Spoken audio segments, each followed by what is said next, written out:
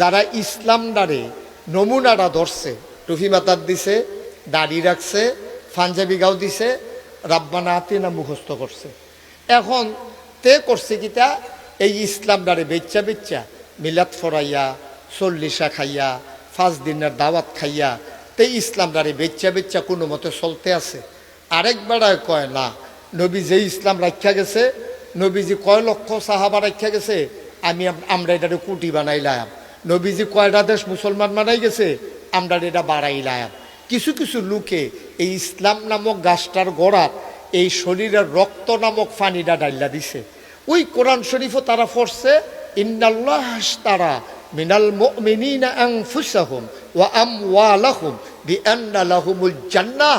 কোরআনুল কারীমে সূরা তাওবার 111 নম্বরে আয়াতে আল্লাহ বলছেন, ইন্নাল্লাহ আশতারা, আল্লাহ কিনে নিয়েছেন, মিনাল মুমিনিনা, মুমিনদের কাছ থেকে, আনফুসাহুম ওয়া আমওয়ালাহুম, তাদের জীবন এবং তাদের মাল সামানা।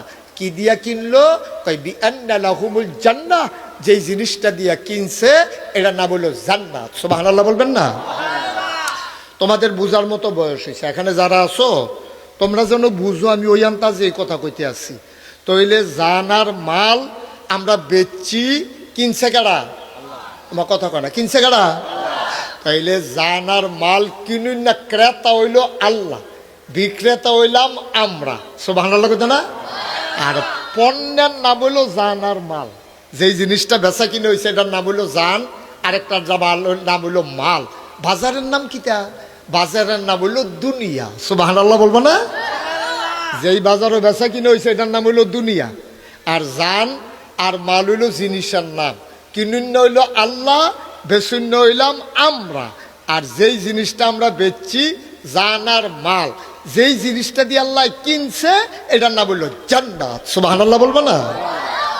সবাই একটু জোরে একবার বলো তো সুবহানাল্লাহ। আমি তো মনে করছি ফারে না, ফারে তো মাশাআল্লাহ, কিন্তু হ্যাঁ পারে, হ্যাঁ অন্য তান ফাললে ফারুক, না ফাললে সুবহানাল্লাহটা পারে। হ্যাঁ মাশাআল্লাহ, সুন্দর হয়েছে। হ্যাঁ আরো জোরে কইতে পারবো।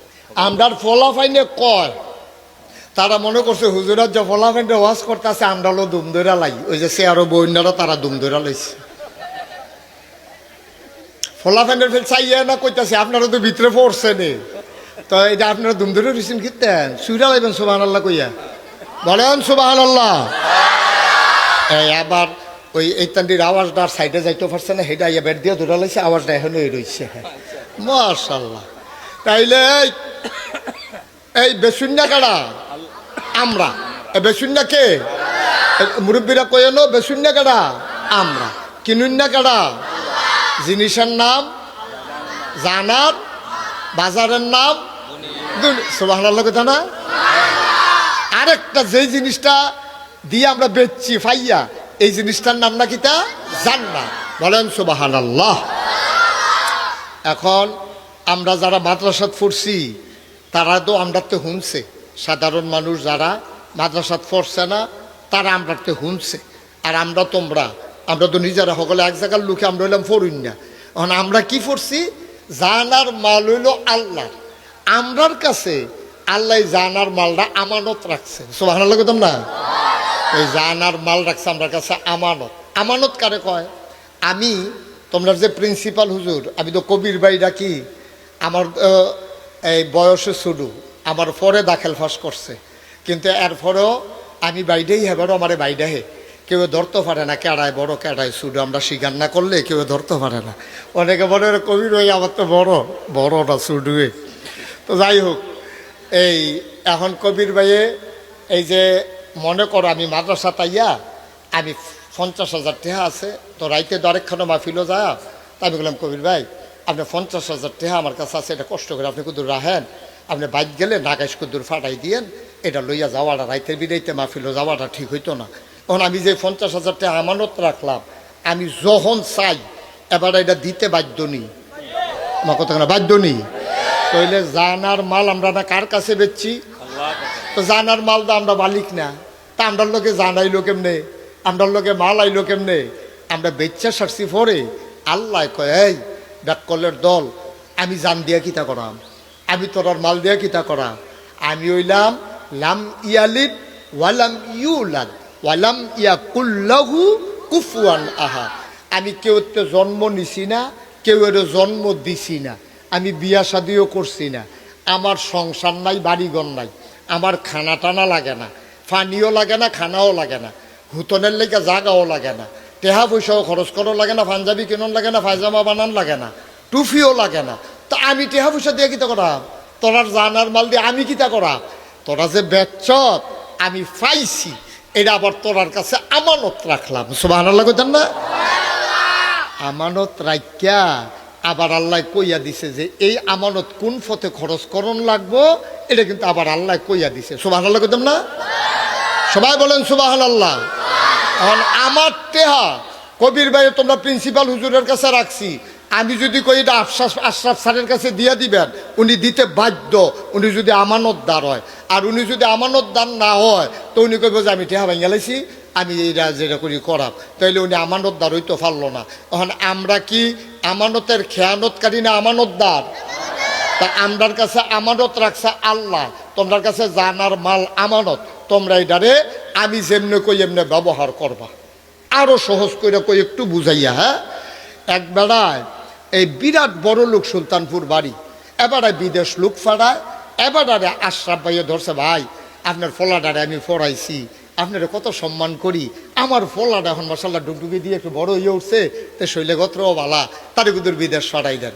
তা এবার আশরাফ ভাইয়ের কাছে টেহা পয়সা নাই তোমার স্যারের কাছে, স্যারে কইছে যে আমি তো টেহা পয়সা দিতাম পারতাম না। আচ্ছা ঠিক আছে, আপনি আমার লেগে এত করছেন, আপনি টেহা পয়সা দেওয়ান লাগতো না, আপনার ফুতেরে বিদেশ ফাড়ায়াম, তবে আপনার বিডাটা আমার নামে কাওলা করে দিতে হইব। আমি কোনো নিতাম না, বিডা এখনও থাকবো, আপনি কাওলা করে দেবেন সামনের সারা সাবডিটা বেড়াইয়া। তোমরা মসজিদের সামনে একটা সারা সাবডি আছে না, ভুট্টা লাগিয়ে রাখছে যে, এটার মতো আর কি, ব্যস্তাম না। এবারে এই কথা করলে কি এবারে বিদেশ যেতে পারবো, বিদেশ পোলা ফাটাইতে পারবো? এবারায় তো কি করবো, এবারায় ধরছে গিয়ে হেবাডারে, হেবাডায় কইছে ভাই আপনি আমি নিতাম পারাম, কিন্তু বাড়িটা গাড়াটা আপনি ওয়াকফ আমার নামে দিয়া দিতে হইব।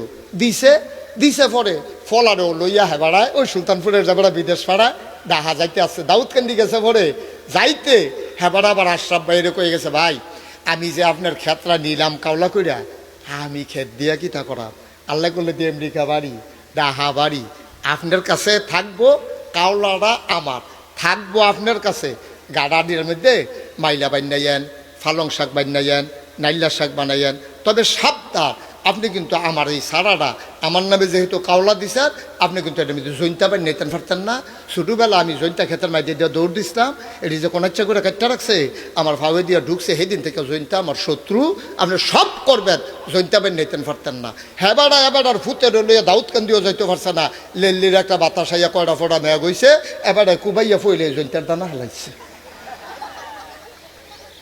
তো আশরাফের সবাই ধর বন্ধু না, একবারে ফোন করে কয়, কো আশরাফ হুজুর স্যারের ফুতের লইয়া যে বিদেশ যাইতা স্যার, ঘটনা শুনছেন নি? কয় কিতা? আপনিও গেছেন, মেঘও আইছে, কুবাইও তো এবার আপনার সারা টাইমে জৈন্তার দানা হালাইছে। হ্যাঁ বেটা ড্রাইভারও গেছে গাড়ি ঘুরে আইন না, আশরাফ ভাইয়ের কয় নেন আপনার ফলা নেন, বিদেশ লাগতো না। আপনি তো সবে কইসলাম, আপনি সব খান কইসলাম, কইরা খান, মাইলা খান, মূলা খান, তারপরে গিয়ার পালং শাক খান, সব করতেন কইসলাম, খালি একটা না কইসলাম জৈন্তান দানা বানাইয়েন না। আপনি আমার কথাটা রাখতেন পারছেন না। ভাইও আপনার ফুত আপনি রাহেন, আমার বিদেশ পাঠানোর দরকার নাই, এই যে কাওলা ফেরত দিয়ে এটা দিয়ে হালাই গেলাম।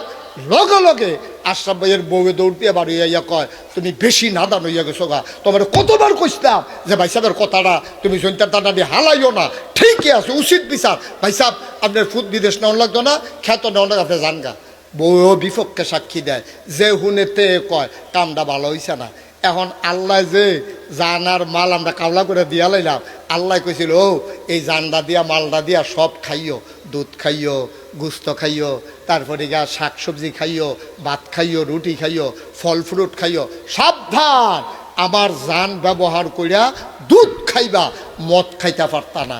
আমার টেহা ব্যবহার কইরা ব্যবসা করো, বিল্ডিং করো, ক্ষেত্রা হো, জমি চাষ দাও, সব করো, সাবধান আমার টাকা সুদে লাগাইতে পারতা না। ওই আশরাফ ভাইয়ে যেমন হেবাড়া যাওয়ানের লগে লগে কূপ দিয়ে জৈন্তার দানা হালাইছে।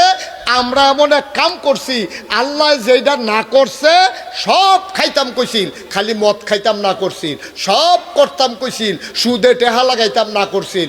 এখন যেইটি আল্লাহ কইছে করতাম, এটি তো করি না হে, যেই একটা না করছিল শুরু করছে সেইটা দিয়া।